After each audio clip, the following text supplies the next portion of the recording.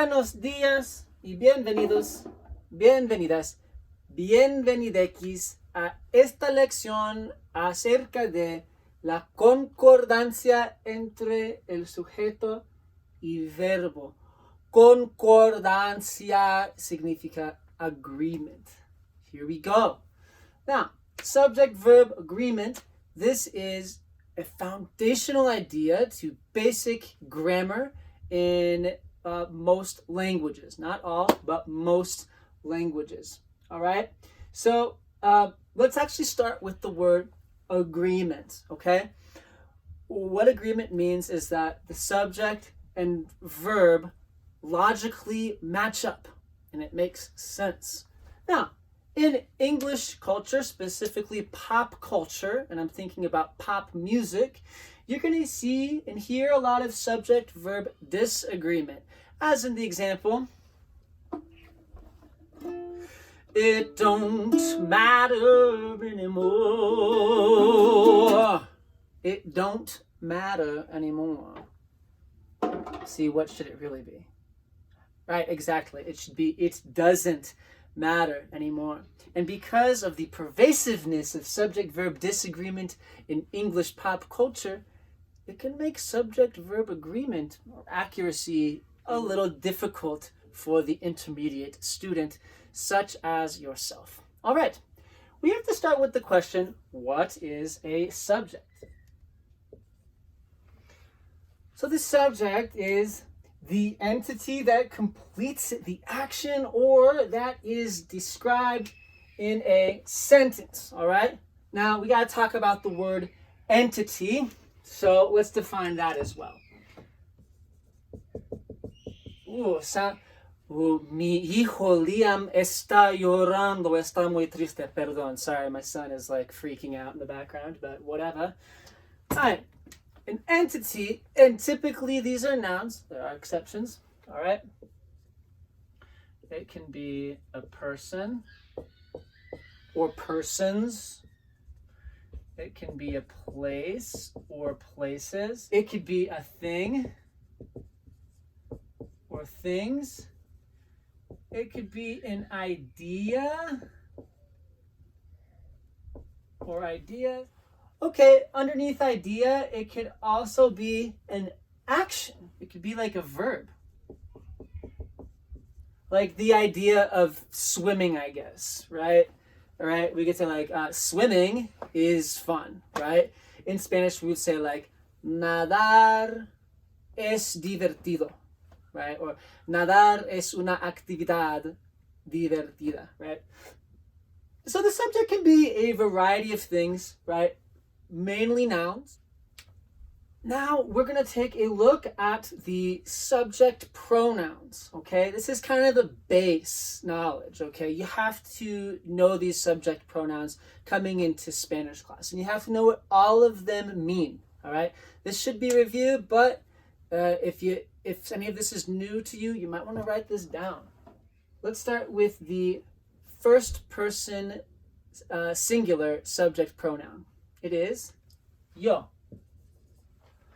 The second person singular subject pronoun is tú. Right? I, you. Okay, next is he or she. This would be the third person subject pronoun. Those are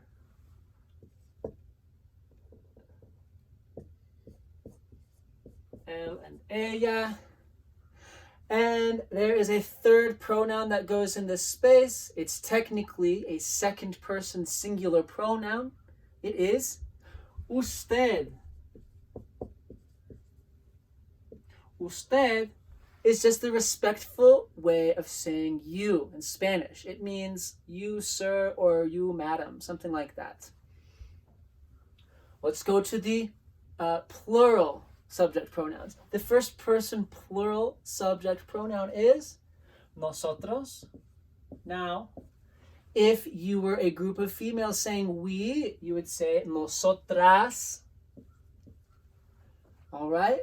The second person plural subject pronoun is vosotros, or if it's a group of ladies, vosotras. This is mainly used in Spain, but you can find it in Latin America, specifically Colombia. Vosotros or vosotras can mean plural, you all, but it can also mean the singular you. But again, you see this more in Spain. Finally, we have the third person plural subject pronouns, and they are ellos,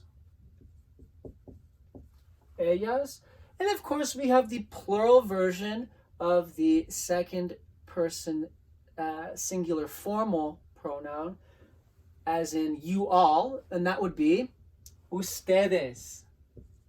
I want to give you a little bit of a rationale or a why behind this chart here. It's very important that you always use this organization of verb conjugations and other organizations of words in my class, because it is a very logical way of doing so. Allow me to elaborate. And again, I highly recommend you do the same right now.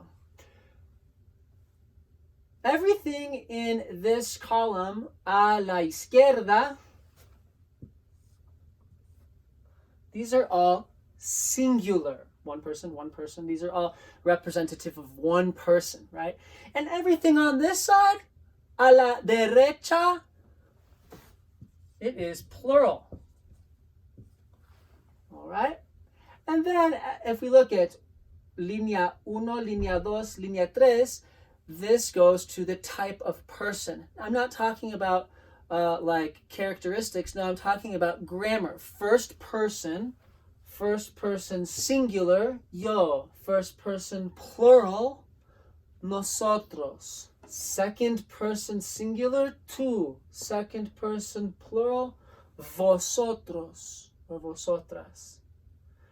And remember, you can include usted and ustedes in that second person, even though their conjugation exists in the third person line.